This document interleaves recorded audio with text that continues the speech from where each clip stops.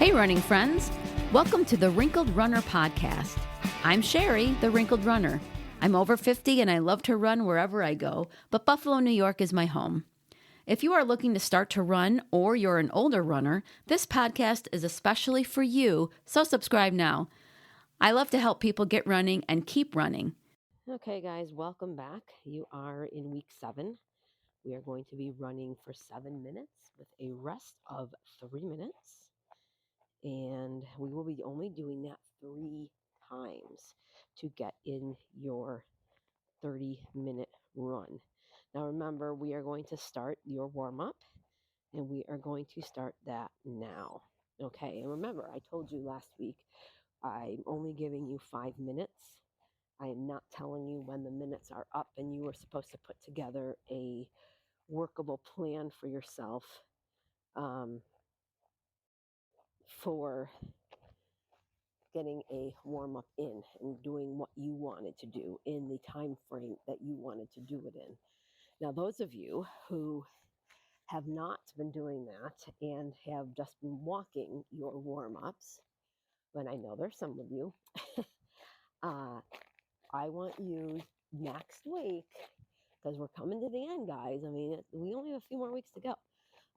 Next week, I want you to do that, okay? I want you to get some practice in putting together a warm up for yourself, because in a few weeks, you are going to have to, put together your own stuff. And I will tell you in the next few weeks things that you can add into your running to take you to the next level after you're done for running for the 30 minutes.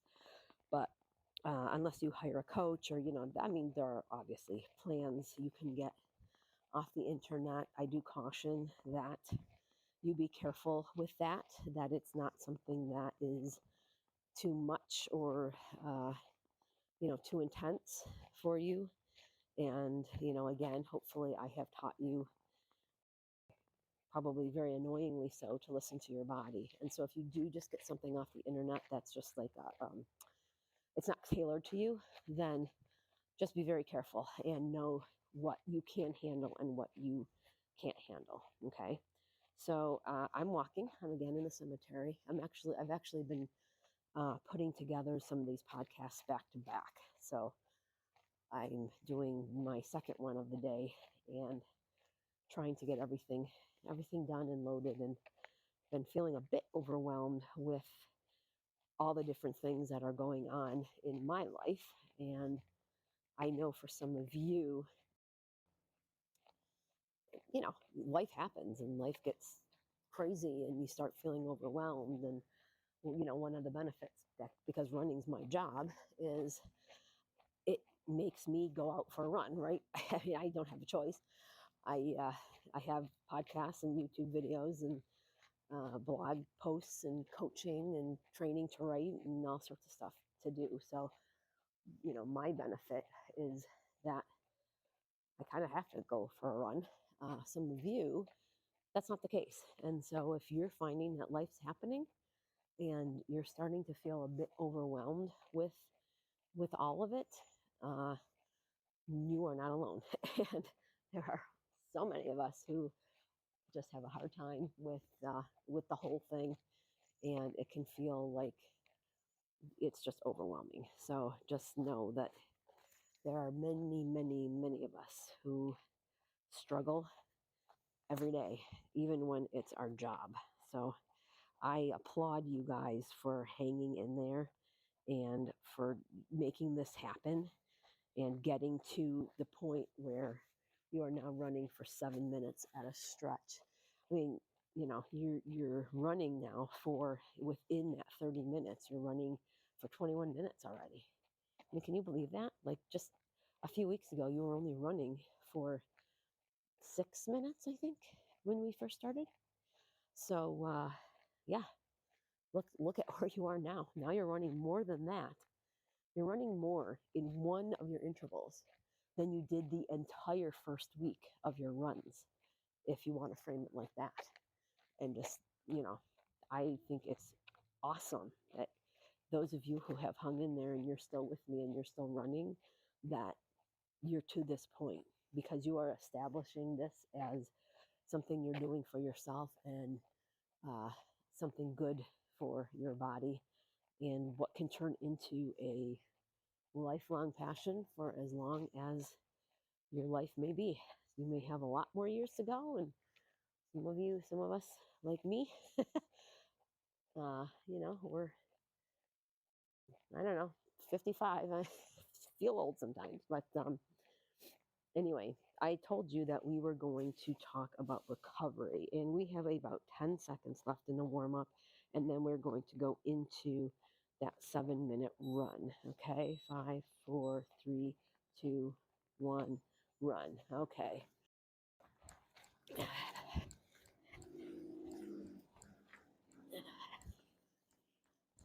All right, there's a car, so letting the car go by. It's pretty slippery out today. We had a bit of snow this morning, not a ton, but enough that cars make me very nervous when they're driving by. I don't want to ever give them a reason to have to slam to a stop, so that, I don't want them sliding. And that's when, I think I've alluded to it before, the safety video or the safety podcast episode that I did just on runner safety in general. It's not just trying to stay ahead of bad people on the run. It's staying upright when it's snowy. It's crossing streets with people who are on their phones, and there's a whole lot that goes into that. So, like I said last week, I hope that you guys are also listening to some of the other episodes, maybe visiting the YouTube channel, reading on the blog, just getting in some information. Oh, guys, look at this. Holy cow. There is I can't even tell you how many deer are in front of me. There is a whole flock of deer. Is that what it's called? I mean, it's amazing. I wish you guys could see this. There's 1, 2, 3, 4, 5, 6, 7, 8, 9, 10, 11. I mean, there's got to be 20 of them. That's crazy. All right, I'm gonna run very carefully because I don't want to freak them out. Hi guys, look at you. Look at all of you. I mean, there usually are deer in here. There was an albino one. Oh my goodness. What the heck? Okay. He died, I think last year or the year before. But yeah, there's a flock of deer that run around in here in the cemetery, and sometimes even go up and down the streets near where I live. But I have never seen that many deer in one spot before, not even in the woods. So sorry, I'm not talking about running at the moment, but boy, that was cool. So anyway, I really don't remember what I was talking about. I think I was starting to talk about the rest and the recovery, but maybe not. But yeah, I'll listen to this and I'll be like, oh, that's what I was telling you about. I think I was talking about, oh yes, I was talking about looking up to videos and things and just getting more knowledge, just so that you can gain a bit more confidence, like I was talking about last week. But anyway, I'm going to talk a little bit about rest and recovery today, because that is something that is really hard for a lot of us to learn as we run. We don't want to, for some of us, some of you and some of us, some runners, are very good at resting and recovery and stuff like that. But I find a lot of times that people who start to run, or run in general, that's what we want to do then, we want to run. And it took me a long time to realize that for me, running every day is not a good thing. It stands in the way of my training. It stands in the way of my running fitness.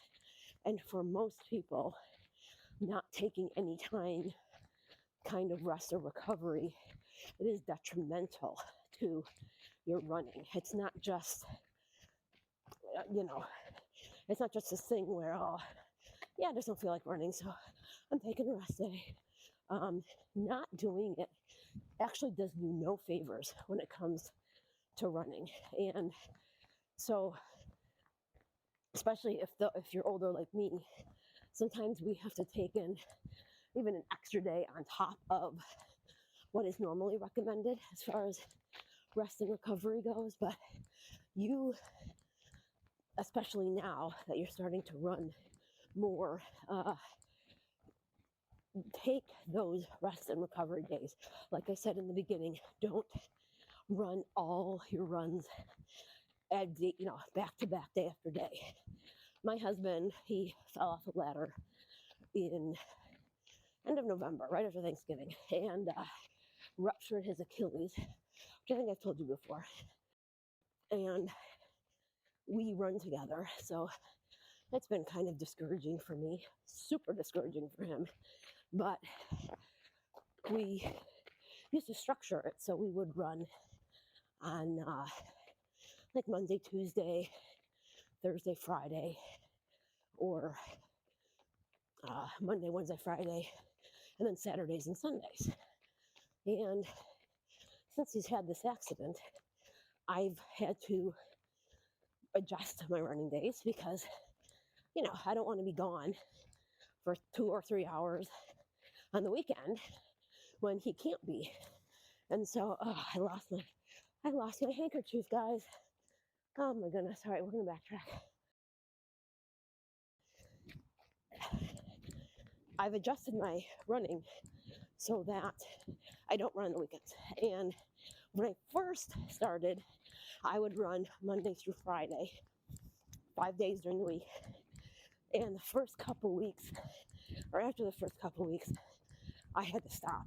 So for this off season, I'm only running Monday, Tuesdays, Thursdays, Fridays, and taking that extra rest day in the middle of the week because I just couldn't do it. My body was, by the end of the week, first of all, by Friday, let me tell you, I love running, and I did not feel like running on day 5.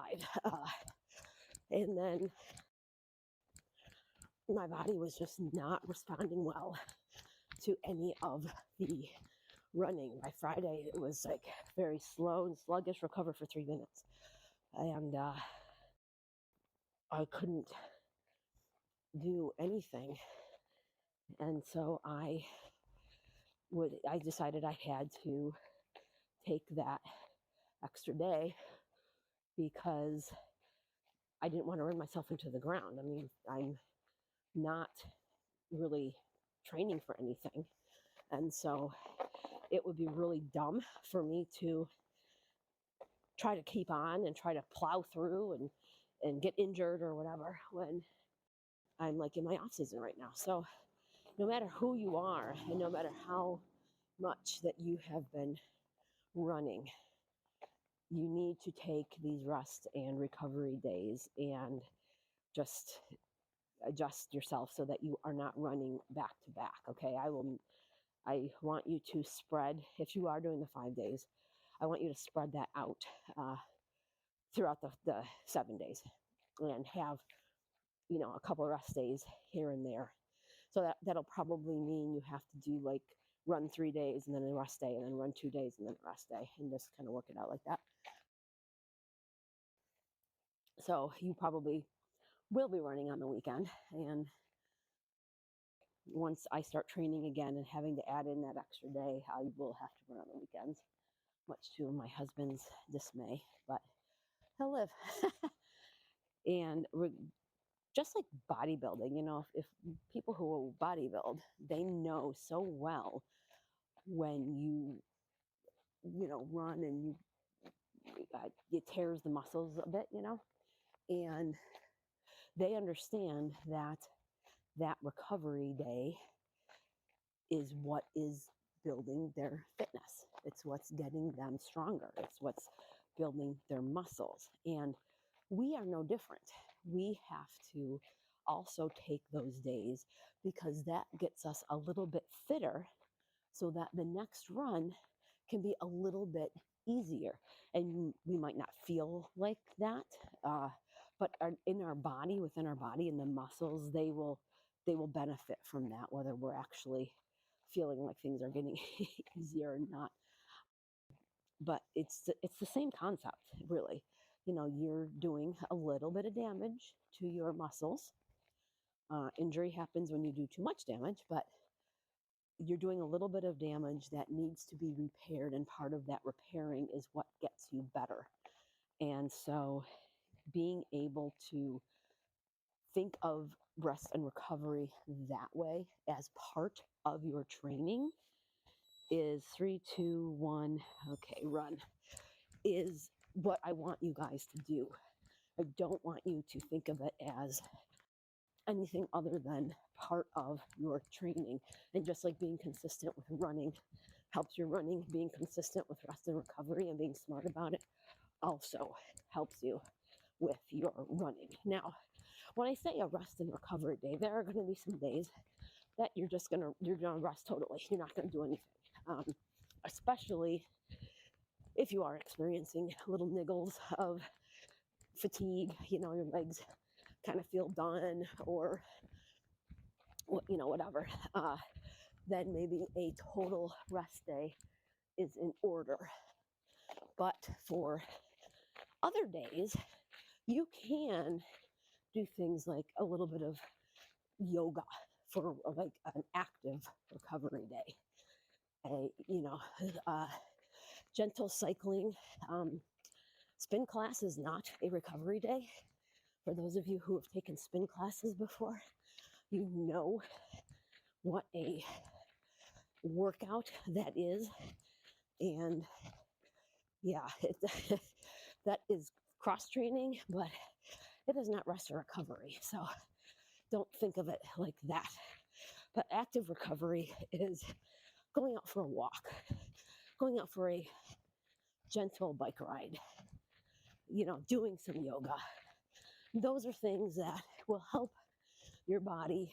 It'll get some muscles working that isn't working when you're running.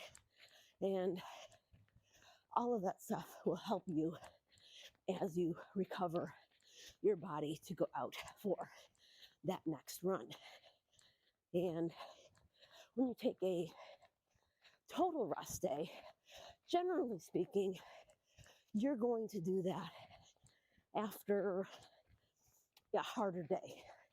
All right, when you get through all of this 10 weeks and you're looking for the next step, I'm going to be telling you to incorporate a long run into your training. And what that will look like for you in the beginning is really just maybe go out for 40 minutes of running, a couple weeks after you've been doing just 30. And then a couple weeks after that, going out for 45, kind of building it up from there. But then when you have your long run day, it will behoove you to take a rest day the next day.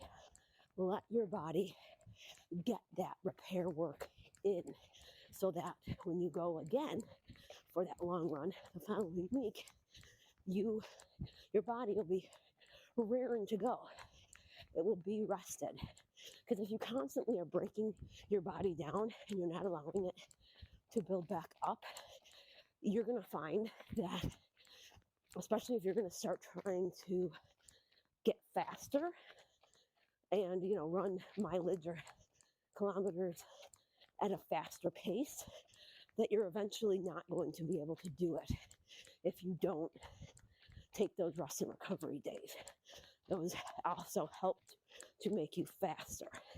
Just like not sprinting and not killing yourself on every run actually helps to get you faster. Resting and recovery is just super, super important for the training that you are doing. That's why I like to do my strength training on the days that I do my runs, so that I'm on my rest days, it's mostly active recovery or total rest. And here's a word about recovery from our sponsor. Recovery allows for improved performance, permits time for our body to heal itself in preparation for the next training load, and decreases the risk of potential injury. It is important to take the proper nutrition after exercise to facilitate muscle repair and reduce soreness. The good news is that essential amino acids have been clinically proven to accelerate muscle repair faster than any protein source. I'm glad I discovered Heal by the Amino Company, which is a 100% science-backed formula and was originally formulated for astronauts to maintain muscle mass in space. Taking Heal after my training has allowed me to decrease my recovery time and cuts down on the soreness in my body. Heal is great for post-workout nutrition and has been scientifically proven to be 3 times more efficient at triggering muscle growth and repair than any other protein source. You can check out their science by visiting aminoco.com/WR30. It was created by former Harvard professor and world-renowned clinical researcher Dr. Robert Wolfe. As a competitive athlete, Dr. Wolfe has completed 62 marathons in under 2 hours and 30 minutes. He has set national age group records and is still recovering his body with Heal at age 75. I'm pretty picky about any kind of supplement that I put into my body, and I do not just accept any companies that come my way to partner up.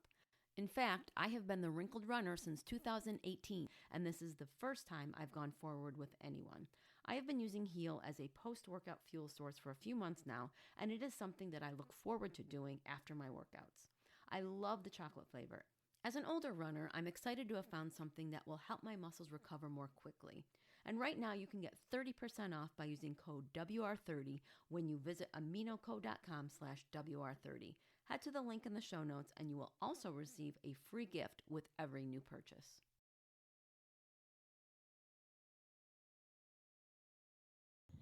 So we are, where are we at? We have 30 seconds left in the run, and then you only have one more run. Now, I don't know about you, but psychologically, even though you're running longer minutes, I don't know, I kind of feel like it's going by faster the less intervals that we have.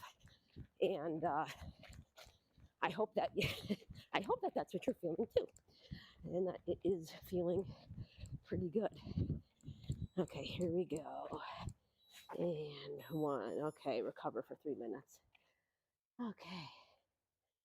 So adequate rest and recovery is also going to help you reach your goals. Oh, almost fell. Is going to help you reach your goals faster, believe it or not. When we rest and recover, we then get our body ready, especially if your goal is to get faster. It gets it ready for those speed workouts. You know, it's why if you've heard of the taper for marathon runners, half marathon runners, it's why we do that. It's why we rest for those couple weeks or 10 days or whatever before the marathon, because that gets our legs fresh and ready to race. Because, you know, racing it's hard on the body. I don't know how these kids in high school and college do it, where they're racing several times a week. But it's why you taper, because marathon runners know that rest and recovery is important. And I mean, obviously, you know, it makes sense, of course, because you're not going to run 26.2 miles if you run yourself into the ground a few days before. But that translates to every race, and it translates to every run, really, is getting enough rest and recovery to you know, to facilitate that. Now, part of rest is sleep, and sleep, for me anyway, is very elusive. And I did do, I don't remember if I did a podcast episode on it, but I did do a YouTube video about sleep and things that you can do to get enough sleep. Because that is when your body repairs itself, is especially when you're sleeping. Everything from brain function to muscles to everything. Sleep is what your body needs. Now, drives me crazy when everyone's telling me to sleep because I'm trying. I really am. And there are some things that I do to try to get to sleep faster or to stay asleep. And I did do a video on that. If you're older like me, especially if you are peri or menopausal woman, you know how frustrating the nights can be and the insomnia and just being awake for hours and hours on end. I mean, it's just so annoying. Okay, run 7 minutes. And there's my husband snoring away next to me. And there are things that you can do. There's even like bedtime yoga, which will, it'll help you relax and get your body ready to sleep. It's also yoga. So you're getting some of that active recovery in as well. There is, I sleep with a noise machine now, and that has really helped. It's done wonders, actually. And it does take some getting used to having noise in your room when you're not used to it. But I live in the city, so it helps to drown out anything that's going on outside. Or my son and his wife are living with us while they buy a house. They just moved back to Buffalo from New York City, and they have a baby, a wonderful little 8-month-old boy. And I don't hear a thing in the middle of the night. Now, I do feel bad about that, that I don't hear him, because I actually would get up and help if he is up in the middle of the night, but I don't hear him because of that white noise machine. And I just have that Amazon Dot thing, and I just tell it to play white noise for, and then you just tell it to stop in the morning. But there's apps for your phone. It does take up a lot of battery power, though, so you will need to have your phone plugged in as you're if you use it on the phone, because it'll be dead by morning if you don't. It's just it just takes up a lot of battery power. So just keep that in mind. And they have them with all sorts of different noises and sounds and whatever. So that's a big thing that I do for my sleeping.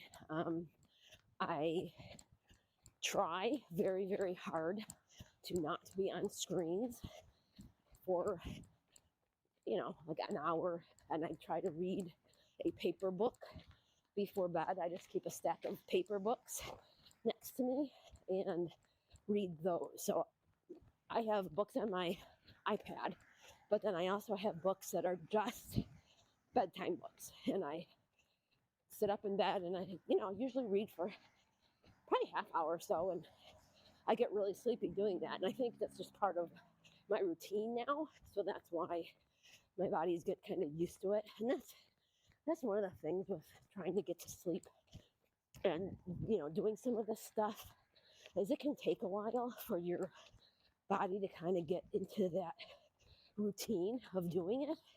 So don't give up if you use white noise for 3 days and you're still laying awake there for hours. Just give it a try for a week or so and see what happens. But let me tell you, if you have found any good ways to get some sleep, please let me know, because I'm always trying to find new ways to trick my body into getting more sleep, because I do know how important it is. And we all know how important it is. It's just a matter of getting it. That can be the problem. I mean, we all know those people who they're up till 2, 3 in the morning just because, or they didn't get their work done or whatever. But I don't think the majority of people, I don't think that's the problem for most of us in getting more sleep. I think we just can't And I don't know what the 100% solution is. I have not found it, but I do some things to try and get a bit more sleep in, just so that I can get at least, if I can get 6 hours straight, I'm a very happy girl. So just know that, rest and recovery and sleep all go hand in hand. And whatever you can do to get that is going to be really, really good for you. So when we don't get enough rest and recovery, and I talked about this a little bit, is then we are breaking down our bodies and doing, detrimental things to the running. And we're not giving ourselves the benefit of what rest and recovery can do for us. We're making it so we can actually get slower and slower. We're also in danger of burnout and overtraining.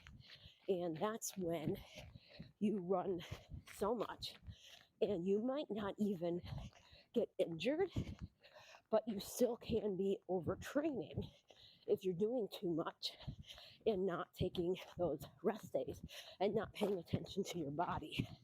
And as you start to run more, there is the danger of doing too much and getting into burnout and overtraining. And those two go hand in hand, which is why I always talk about them together, because you can get, like with anything, you can get burned out. And, it's very subtle at first. I burned out from overtraining a few years ago, and you don't even realize it at first because it's just little things. And by the way, insomnia is one of them, is one of the signs that you are overtraining, is when you can't sleep. You'd think, oh, well, I'm getting all these runs in, I should be exhausted. But it can actually backfire on you and make you so you don't sleep. Okay. All right, recover 3 minutes. Okay, so some of the symptoms, and I'm doing this off the top of my head, so I do have another video that you guys can look out for burnout and overtraining. But it's like your legs are feeling heavy. Until you experience it, it's really actually hard to describe the heaviness that your legs can feel from that. But it feels like you are running through concrete, like non-concrete that hasn't been solidified yet. And they just feel really heavy. You can be more irritable, and it's amazing that you can get crabby, and it's because of your running. And you might not even know why you're feeling irritable. And it may be because you're doing too much. You also can either lose your appetite. You also might become ravenous and want to eat everything in sight. Little niggles, little injuries, pain, those kinds of things can also signal that you're doing too much too soon. And there's really a list of different things that kind of give you a red flag, and you're not going to know that that's happening unless you know what those are. So one of the tools that I want you to have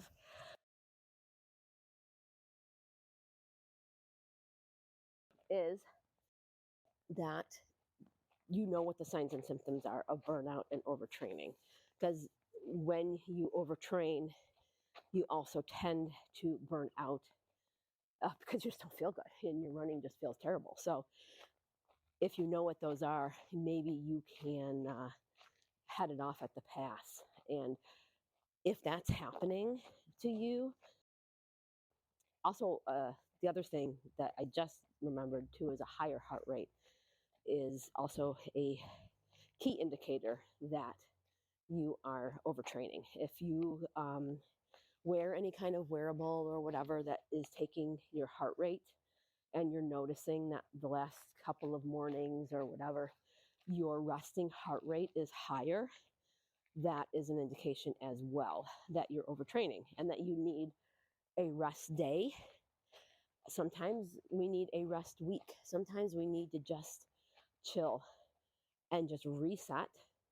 And I know, every once in a while, all right, cool down for 5 minutes. Every once in a while, I will take a week off and not run and kind of reset so that I kind of get the hankering to run again.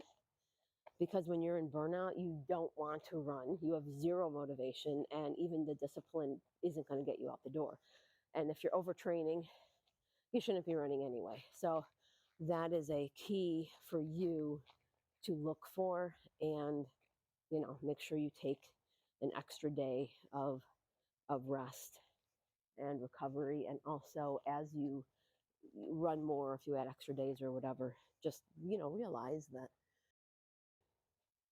depending on your personal individual circumstances, know if running 4 days a week is too much, or if running 5 days a week is too much, and then just pull that back and do something else. Do some yoga. Like I said before, that's still helping your running to do that, but it's not burning you out, and it's not injuring you and getting you too overtrained. Okay, so next week we are going to do a 8-2. So you're going to have one less minute of recovery and one more minute of running. And I want you to, for the next week, of course, like I've been telling you, plan your 5-minute warm up for next week. Also, plan your rest and recovery days. Pencil in what days you're going to run. Pencil in what days you're going to rest totally. Pencil in what days you're going to do some active recovery, and then write down what you are going to do for that active recovery. Are you going to do yoga? Are you going to go for a bike ride? Are you, gonna go on a row machine? But I don't do a row machine, so I don't know. Maybe that's intense. Just something light, but plan for what that is, and have that all penciled in for the week, because you're much more likely to check it off that you've done it if you have an actual plan. So that's part of your homework. If you are starting to get little niggles, which now, if you haven't before, now may be the time that you're going to start getting little niggles from the running, go ahead and, email me so that I can try and help you with that and identify some of the things that maybe you can do to help with that. And rest and recovery is going to help with that, with any little niggles that you have. Now, if you do need to take a break, if you are finding that you're feeling a little burned out or a little bit overtrained, then those active recoveries that I'm talking about can be your kind of backup, if you will, for taking a break, a little bit of a break from running. And so make sure you identify some of those so that, hey, you know what, I'm going to take a few days off, or I'm going to take this week off, but these are the things that I'm going to do instead, so that you are still active and you're still doing something. Because then when you come back from that, you will be ready to go. Now, if you are going to do that, let me just caution you. I would rather see you do, like if you take the next week off, for example, instead of jumping into 7.2s again, I would rather see you, or 7.3s, I would rather see you jump in and do last week's again, redo that week and then go from there. Okay. Because, just starting out, you are going to lose some of your running fitness that you've built up. And I don't want you to injure yourself after taking a break and then you have to take another break. So I would suggest strongly that you do that. And then I know it's hard to do. Try to get some sleep. If you are somebody like me who has a hard time, try to make that a priority and know that that is good for you. And also, oh, here we go. 3, 2, 1. All right, workout's ended. All right, guys, good job. What I also, don't forget about that fueling, because now that you are running more, you are breaking down your muscles. So especially protein, you're going to need more protein and you're going to need carbs for the glycogen as you start to run more. I don't do anything like keto or anything like that. If that's something that you're following, then you may want to do some research into running while on keto. Okay, so that gives you plenty to do for the week. And I will see you next. I keep saying that. You will hear me next time. Okay. Have a good week. I hope you enjoyed today's episode. If you know another runner who could benefit from today's topic, go ahead and share it. Do you have any running questions? You can ask me. Email me at sherry@wrinkledrunner.com, and if I can't answer your question, I will do the research to find the answer and share it with you. The questions I get from listeners like you help me develop episodes, so please don't be shy. You can sign up for my once-a-month newsletter using the link provided so that you can have all the Wrinkled Runner resources from the past month all in one place. I also have opened up my virtual coaching in addition to coaching one-on-one with those in the Buffalo, New York area.